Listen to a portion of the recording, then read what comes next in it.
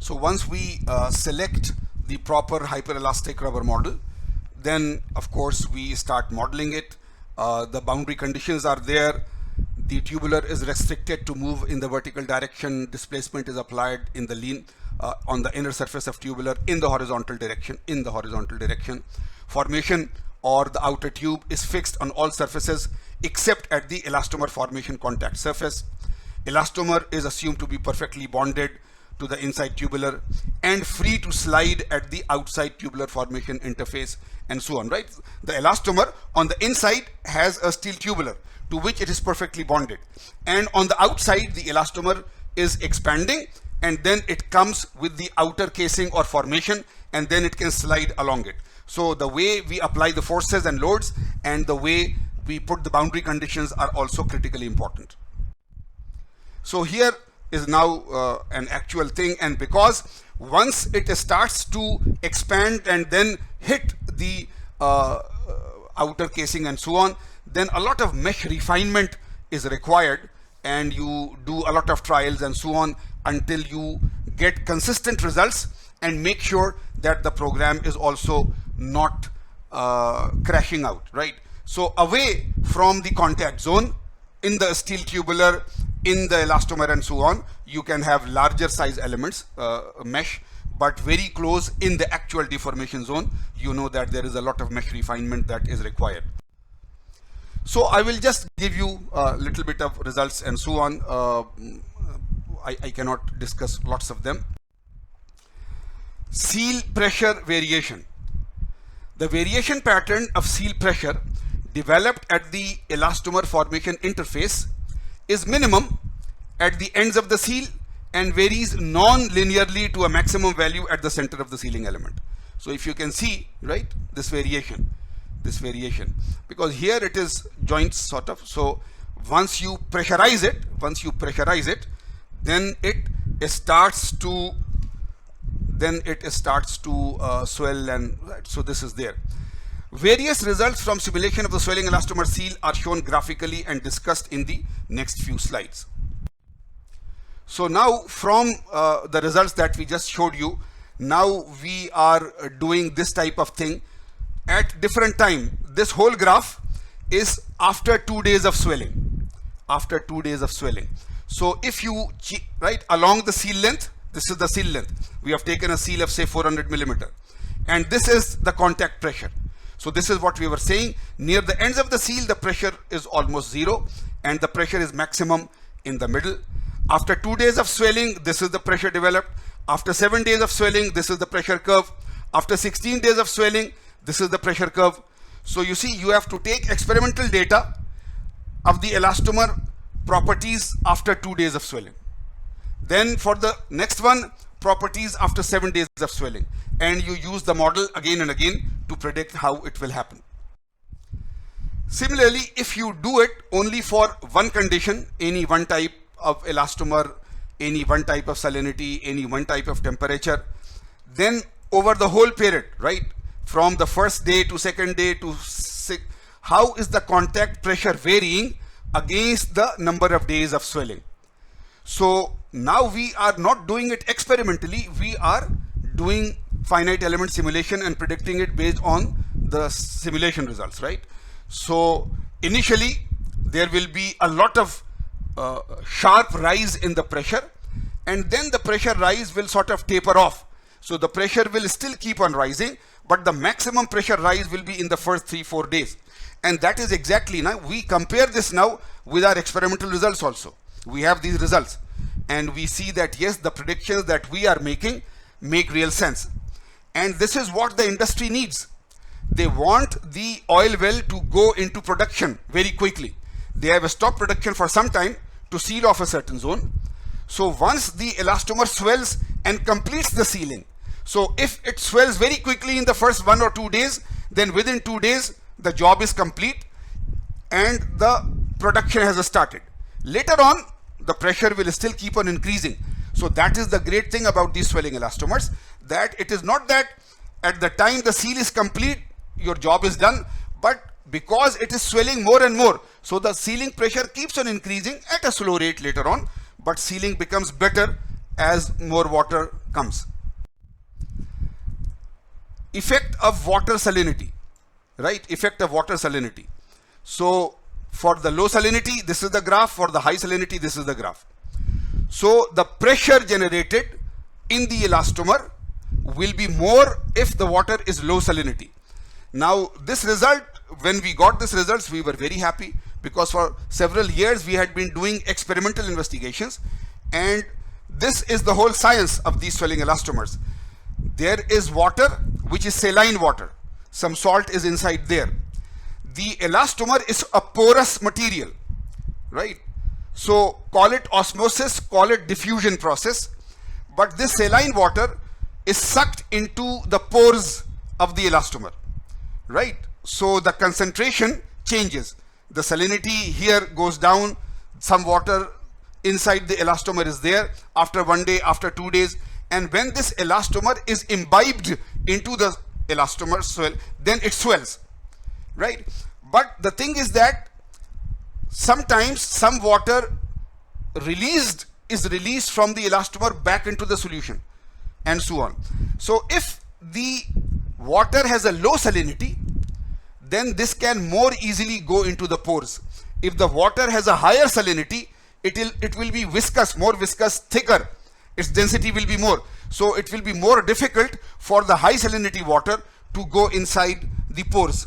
So experimentally we have verified it. Now we verify it simulation wise also, that if we expose the elastomer to low salinity, the pressures generated will be higher compared to when we expose it to salt water of high salinity. Pressure variation, right? Pressure variation, again, high salinity, low salinity. So this is the contact pressure. Now this is the percent swelling in terms of day 1, day 2, day 3, and so on. The effect of seal length.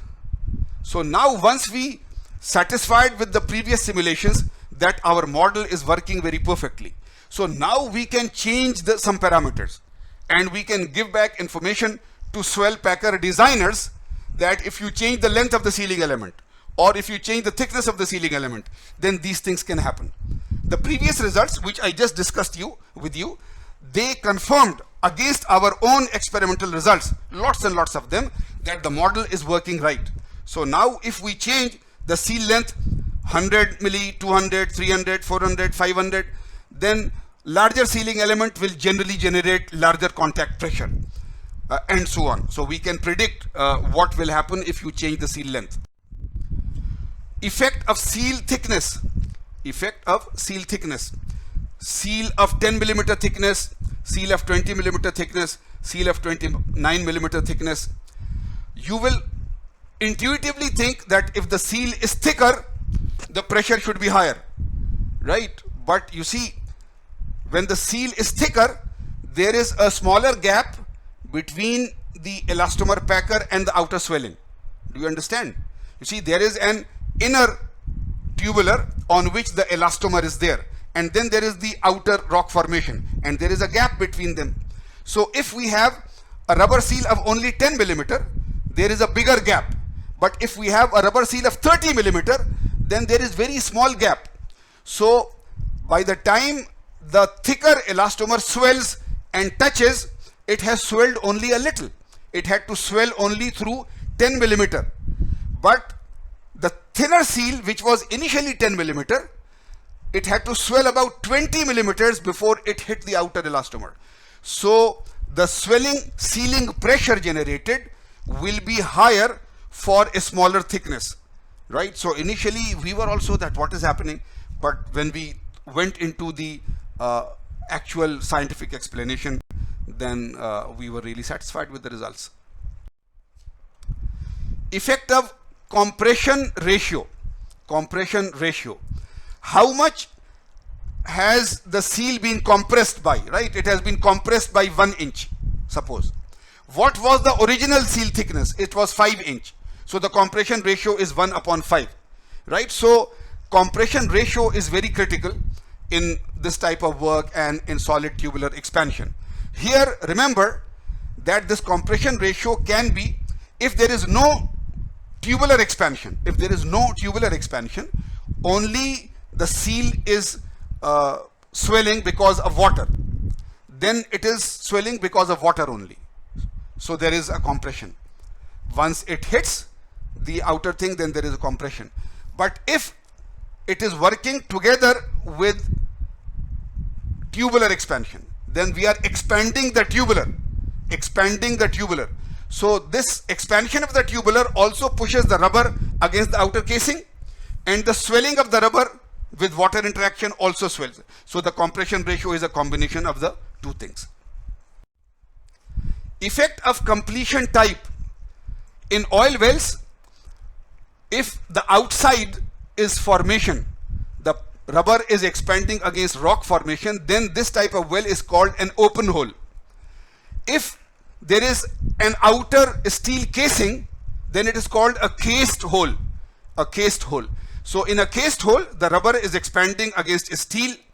In an open hole, the rubber is expanding against a rock formation.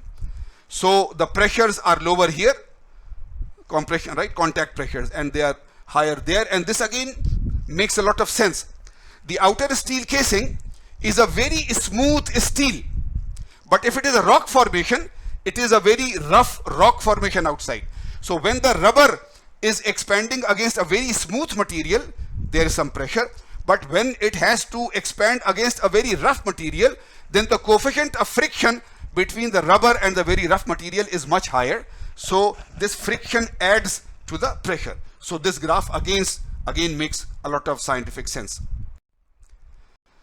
What is the mechanism of swelling, right? So I have already discussed it, but I'm just going into a little bit of that. What are swelling elastomers made of? They are basically EPDM type of rubbers, ethylene, propylene, diene, monomer type rubbers. The amount of swelling depends on two main factors: the solubility parameter, this is a property of the rubber, and the polymer solvent interaction parameter. Some of our other studies have worked on these chemical and material properties also. These parameters depend on various factors: the type of the base elastomer, what rubber elastomer initially is there, what is the cross-linking density in the polymer, what is the type of oil under which it is there, so what is the viscosity of the oil, what is the operating temperature. So this is oil swelling elastomers. Similarly, there are water swelling elastomers. They are mainly compounded from nitrile or hydrogenated nitrile rubbers. Super absorbent polymers are called organic. Inorganic salts are there to boost the absorption of water into the rubber matrix. So salts are an ingredient there also, and so on. So the osmotic pressure is developed and other things are there, right? The elastomer stretchability function is there. So these background things are there. If you like this, these slides can be available to you, or you can read our papers. You can go to the net and read some of our papers. So now that there were fluctuations sometimes, so why were the fluctuations there? I explained to you that water can go inside, some water can again seep outside the elastomer. So now the concentration is not changing in one direction. It can fluctuate. Salt is there in the water, but salt content is there inside the rubber itself. And after some time, some of that salt can leach out. So again, the pressure can vary and so on. So these are there. There are different results which we have shown here, but because of time now, I will have to stop. So I will just go through these slides. These are there for those people who want to understand. Our main target was selection of a seal and so on. So now I will just leave you with this quote from Albert Einstein: "The secret to creativity is knowing how to hide your sources." But actually I am just quoting it because we have non-disclosure agreements with the rubber companies and the oil companies. So some of the things we can discuss with you, but with some of the material properties and the chemistry, we cannot discuss with you and so on. I would like to acknowledge my university and all the oil and gas companies and the rubber companies, without which this work would not be possible. And with that, lots of thanks. And again, sorry that I could not be personally with you. If time allows, I can try to do that. Thank you again.